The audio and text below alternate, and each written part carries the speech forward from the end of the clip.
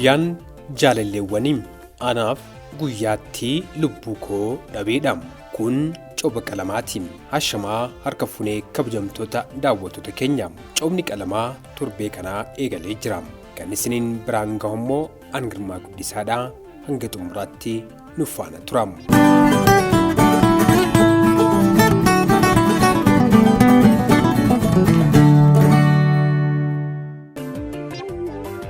Guyyaan jaalalleewwanii anaaf guyyaatti lubbuu koo dhabeedha. Yaa firoota koo seenaa koo kana akka obsaan dubbiftan isiniin jechuun barbaada. Tarii nama seenaa akka kana dhaga'uu fi dhaggeeffachuu hin barbaanne jira jedhee hin yaadu. Ta'us waan ollaa ofirraa gaheeraa waan barachuun gara fuula duraatti deemuun gaariidha. Ani kan dhaladhee guddadhe godina Shawaa Lixaa magaalaa Baakkootti. Mana barumsaa hanga kutaa 10 baradhee kutaa 10 booda qabxiin qophaa'insa waan naa guutuu dideef barnoota dhuunfaan barachuuf gara magaalaa Naqamtee deemeen New Generation University College baradhe.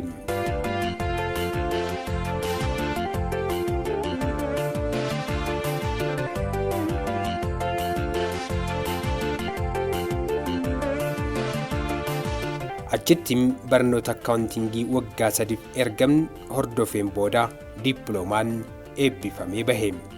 Hojii bakkeewwan adda addaa deemee osoo barbaaduu argachuun dhabe. Hiriyaan dhiiraa koo kan waggaa 8 waliin ture hojii dhabuu koo kana hedduu obsa dhabaa dhufe. Isaan hojii dhabe caalaa isa inni dhiphatuu fi jeeqamuutu boqonnaa na dhorkataa dhufe. Isa gammachiisuuf jecha bakka adda addaa deemee yommuun hojii dorgomee deebi'u amma hojii argachuufan jedhaa osumaan jedhuuni waggaa 2 mana taa'e. Boodarraa amalli isaa natti jijjiiramaa dhufe. Hiriyoota isaa hunda biratti waameen isa gaafachuus akka duraan natti ta'uu dide. Rakkoo keessa osoo jiruu inni immoo rakkoo sammuu guddaa natti ta'aa dhufe. Galgala yeroo hunda bilbila osoo walii hin bilbilin bullee hin beeknu. Boodarra bilbila isaa qabamaa ta'uu eegale. Yoon isa gaafadhus fira kootu biyya Laatiinaa bilbilee jedhee na gowwoomsutti eegale. Ani hedduu isaa manam. Waggaa 8 waliin turem hundasaa guyyaa jaalalleewwanii osoo hin kabajin hafnee hin beeknu.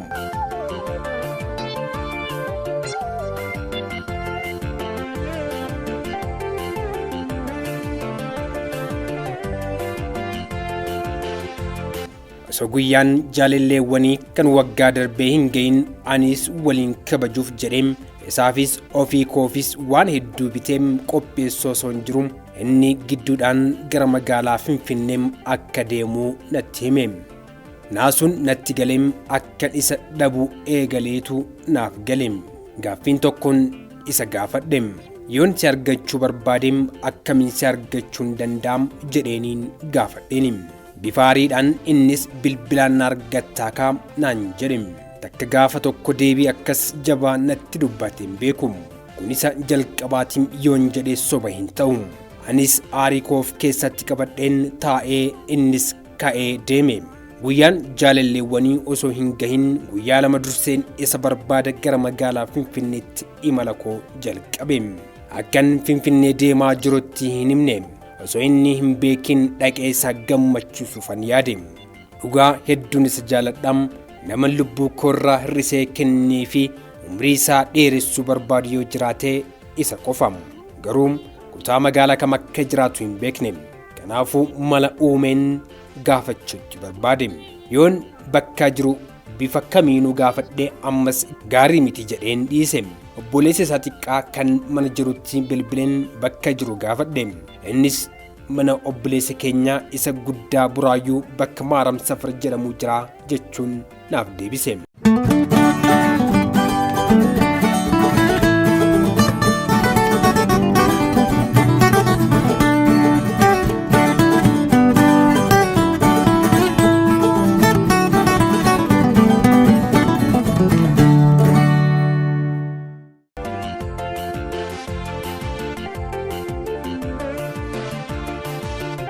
Akka tasaateem ani immoo obboleettii bakka sana jiraattuun qabamu. isaanis wal beekum akkanis argadhu abdii guutuu of jabeessaa imala koon boodaan buraayyuutti bu'eem mana obboleettii koo dhaqe. Jaalalleen koo kan osoo hin argin buluun hedduu natti ulfaate. Obboleettii kootiin waan jedhee manaa bahu waan dhabeef callisee buluun filadhe. Bilbila isaaf yoon bilbiluu hin kaasu. Si'a 100 yoon xiqqaatee bilbilee naaf kaasu didee jira. Boodarra bilbila isaa cufate. Buleen mana obboleessa isaan nama nageessu waliin deeme innis akka achi hin jirre natti himan. Obboleettiin isaa kan biroon mana sana jiraattu yeroo dheeraaf akka nuti hiriyaa taanee kan beektu maal rakkootu jiramoo wal loltanii jirtu jettee na gaafatte. Anis waan jiru baaseen itti hime. Isheenis hedduu gadditee bilbila ishee baafteetti bilbiltee isheedhaaf al tokko kaasee haasofsiise. Yommuun sagalee isaa bilbila isheen gurra irratti qabattee keessaan xiqqoo dhaga'u lubbuu kootu bahee fiiguu naan gahe. Osoon harkaa butee dubbisee natti tola. Garuu safuun sodaadhe. Sayyuun kabaja mitiire.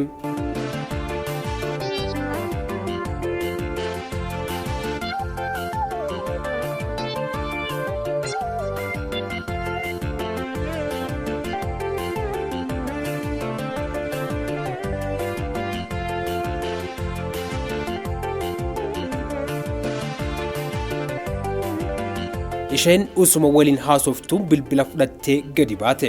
Yommuu ol deebitu fuulli ishee dhiiga uffattee dhufte.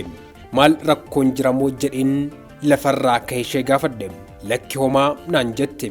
Boru bakka inni jiru singeessaa akkas jirtu itti himin callisii naan jette. Halkan sun waggaa caalatti natti dheerate.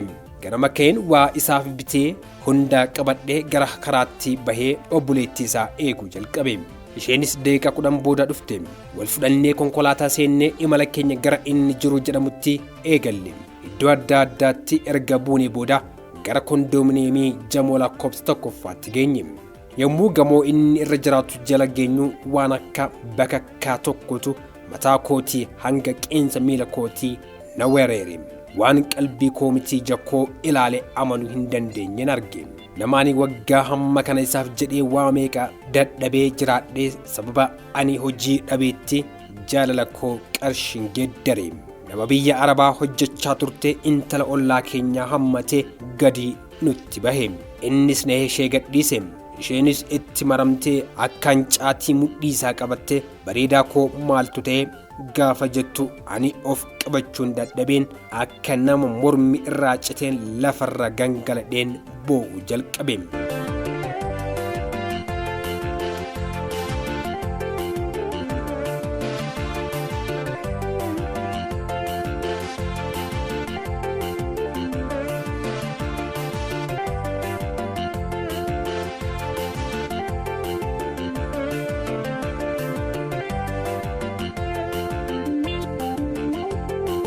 Obboleettiin isaas lafaana kaaftee ofitti na hammattee na fuutee qajeelte.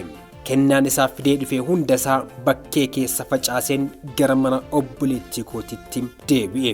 Aarii isaatiin osoo manatti hin deebiin jala boodaam gara biyya Saawud Arabiyaan deeme. Amma kunoo biyya ormaa keessa kophummaa koon dhamdhamaan jira. Guyyaan jaalalleewwanii anaaf guyyaatti lubbuu koo dhabeedha. Jaallattu jaalallee ishee sababa faayidaan dhabdeerra. Magaalaa Riyaad Saawud Arabiyaarraa jechuun seenaan jaallaa kun kan goolabamu. Egaa kabajamtoota daawwattoota keenya addunyaa jaalalaa keessatti wal amantaan isa jalqabaati.